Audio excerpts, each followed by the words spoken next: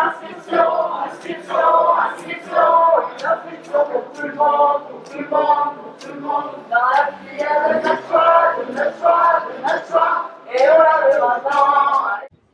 Salut, du coup, est-ce que tu peux nous expliquer un peu ton problème à toi pour t'inscrire à la fac de Nanterre? Du coup là j'étais bachelier, j'ai eu mon bac, voilà, je voulais aller en psychologie, j'ai fait 5 vœux en psychologie sur APB et j'ai mis en sixième vœu sciences du langage pour avoir les 6 vœux parce que quand on a 6 vœux en L1 on est prioritaire.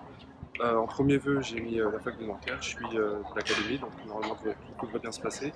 Le premier tour APB j'ai été accepté en sciences du langage, ce qui me plaisait pas, j'ai juste mis ça pour être prioritaire donc j'ai dit non à ce jeu-là et après plus rien, qu'une fac de psychologie m'a accepté. Donc du coup je m'en trouve sans rien, c'est pour ça que je viens voir l'UNEF, donc il faut essayer d'avoir une chance pour inscrire. Salut, du coup, est-ce que tu peux un peu nous expliquer ton problème que tu as pour t'inscrire à la fac de Nanterre? Oui, oui, bien sûr. Alors moi, du coup, c'est très simple aussi. Je suis une étudiante un peu paumée, donc j'ai fait 2 ans de prépa et un an de licence à Nanterre. Et en fait, j'avais aucune idée de qu'est-ce que je voulais faire après. Et du coup, en fait, j'ai loupé le coche des inscriptions pour la psycho. Et du coup, on m'a dit que c'était plus possible et que j'avais uniquement droit à mon master de philosophie, que je veux absolument pas faire.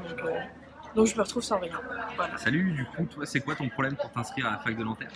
Moi, je suis venu par le processus Campus France. C'est un processus qui permet aux étudiants étrangers de pouvoir s'inscrire dans des universités françaises. Bon, au Mali, ne connaissant pas trop la géographie française, moi, j'avais choisi des universités dans la région parisienne. J'ai choisi aussi l'université de La Réunion sans savoir que c'était un département d'outre-mer.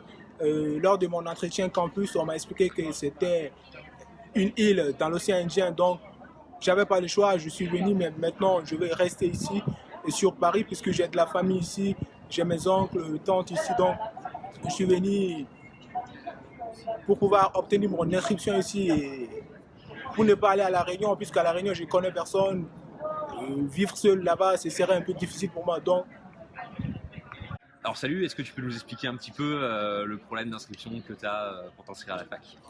En fait, c'est tout simple. L'année dernière, j'étais à Paris 8, donc en cinéma.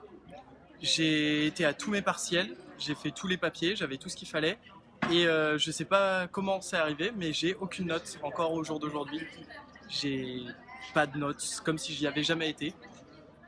Du coup, j'ai pas eu comme j'attendais d'avoir mes notes pour pouvoir faire mes inscriptions en deuxième année, j'ai pas pu le faire.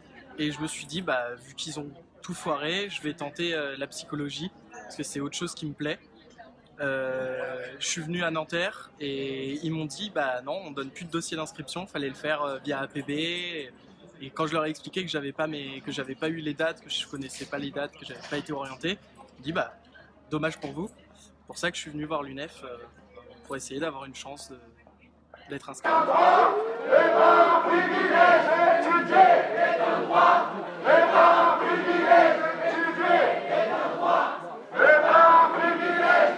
Alors salut JB, on a vu il y a 4 étudiants qui nous ont présenté leur problème d'inscription. Alors à combien on en est à peu près sur Nanterre aujourd'hui? Aujourd'hui, là, sur la fac de Nanterre, de recenser sur les chaînes, on doit être largement à plus de 600 problèmes d'inscription, tout cas confondu. Bon, ça, c'est les cas recensés, hein, bien entendu, puisque en fait, il y a plein d'étudiants dont on n'a pas recensé le problème d'inscription, donc on doit être largement au-dessus du millier d'étudiants refusés sur l'université. Cette situation, en réalité, elle existe sur d'autres universités, puisque à Paris 1, à Paris 2, à Paris 3, à Paris 4 et partout en France, en fait, c'est aussi la même situation avec des étudiants qui se voient refuser l'accès à l'enseignement supérieur. Et du coup, est-ce que tu peux nous expliquer d'où viennent tous ces problèmes d'étudiants qui ne peuvent pas s'inscrire dans la filière ou la fac de leur choix?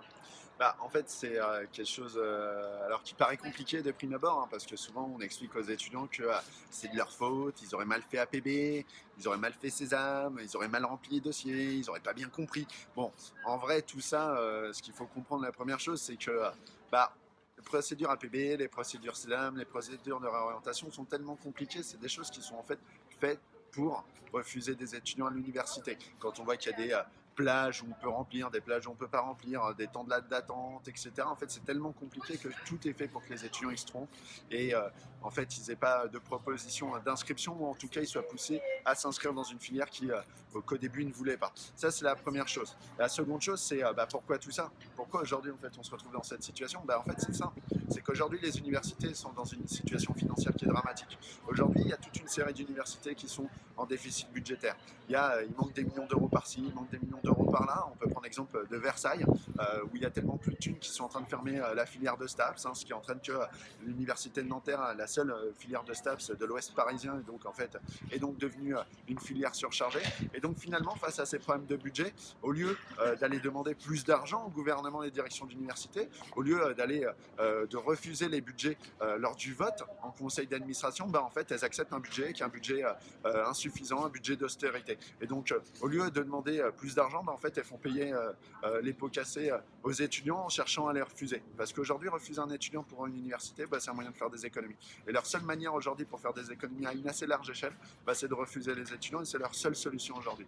Et donc, en fait, ce qu'il faut comprendre, c'est que les problèmes d'inscription, c'est étroitement lié aux problèmes de budget. Et du coup, vous à l'UNEF, comment vous faites pour réussir à inscrire tous les étudiants à la fac?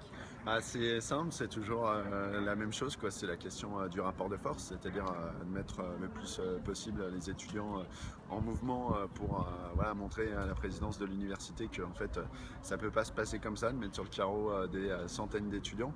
Donc nous, ce qu'on fait, c'est qu'on organise des assemblées générales des étudiants qui ont un problème d'inscription, on fait des rassemblements, on essaye de s'adresser aux autres étudiants de l'université parce qu'on pense que faire le lien avec les autres étudiants aujourd'hui, c'est quelque chose de central parce qu'aujourd'hui les problèmes de budget c'est lié, ça entraîne des problèmes pour l'ensemble des étudiants de l'université quand ils sont inscrits et vu que c'est aussi lié en fait aux problèmes d'inscription puisqu'ils refusent des étudiants au nom des problèmes de budget. Donc nous c'est des trucs de rassemblement à chaque rendez-vous avec la direction de l'université, c'est de faire signer la pétition sur l'université de Nanterre pour entraîner une solidarité avec les gens qui ont un problème d'inscription et d'ailleurs on invite tout le monde à signer la pétition. Alors ça va s'afficher juste en bas et donc d'aller signer la pétition sur internet et de la partager à l'ensemble de vos contacts.